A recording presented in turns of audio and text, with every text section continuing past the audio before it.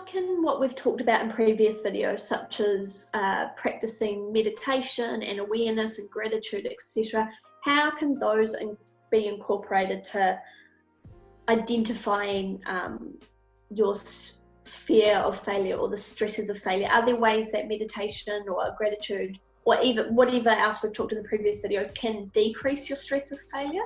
Absolutely. So basically, step number one is to acknowledge that the stress of failure is here. Okay, you know that you're about to do something and you know that you're afraid of failure. So first of all, you need to acknowledge that the stress is here. Once you acknowledge the stress, you embrace your emotion for a few moments. You're like, okay, I'm getting stressed. It's not good. So here we're starting to raise the self-awareness about ourselves. Like, I'm getting stressed about that. And there's a lot of things linked to this. Once we acknowledge the emotion and we did the self-awareness, we're going to move on to the quick meditation just to get us back to calm down and just to get our stress to release a little bit right here. It's the quickest way to do that. It's meditation, or you can call that just taking a deep breath. That works as well. It doesn't have to be 2 minutes. It could be just like 30 seconds. It's literally take deep breath, relax, let's get the heartbeat slowing down a little bit, and that's fine. This will put you in a better mindset, moving from very negative to neutral. Once you're there, then you are able to start to build whatever you can. You can apply the being grateful tool at that moment, because so you can say, oh, I'm getting stressed because I'm going to fail. Let's relax. Okay, I'm grateful because at least I'm trying. So straight away, I'm starting to focus on the positive and not on the negative anymore, because I start to focus on the positive. I'm grateful for this.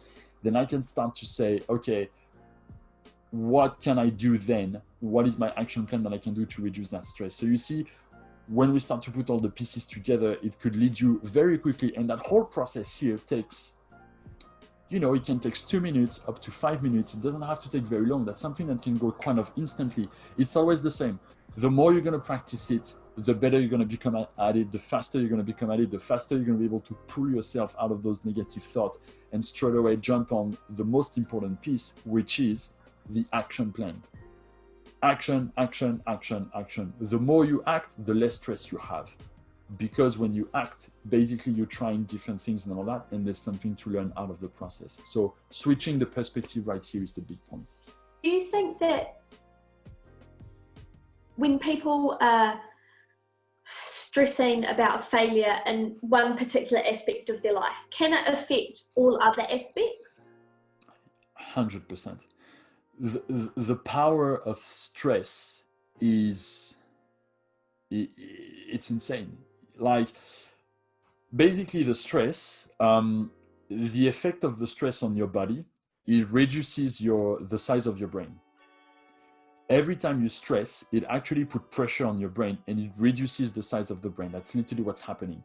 So when you reduce the size of the brain and the neural path inside your brain, basically it's kind of freezing everything as well. So your neural path are getting frozen. Nothing is moving up here. So it's like being, basically you put your brain on lockdown to stay up to what's happening now, right? So when you put your brain on lockdown, nothing is happening. Everything is collapsing inside of there. And so there is, for people, for example, that develop stress or that lives in a very, very stressful environment since they're a child, you can actually see at an adult age that the stress had a negative impact on them. And the thought process is not as smooth as someone that was like in a non-stress environment when they grew up. It's very interesting to read the scientific research around this. So stress works on your brain in that way that it influences the way you think, how fast you think, and that type of thing. So it paralyzes yourself. So of course, it's going to have an impact on everything else around you.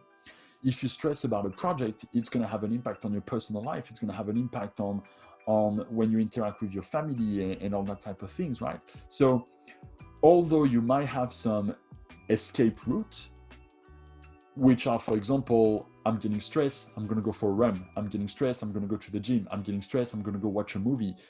It is great, but when you go with those escape routes, it's a double-edged sword.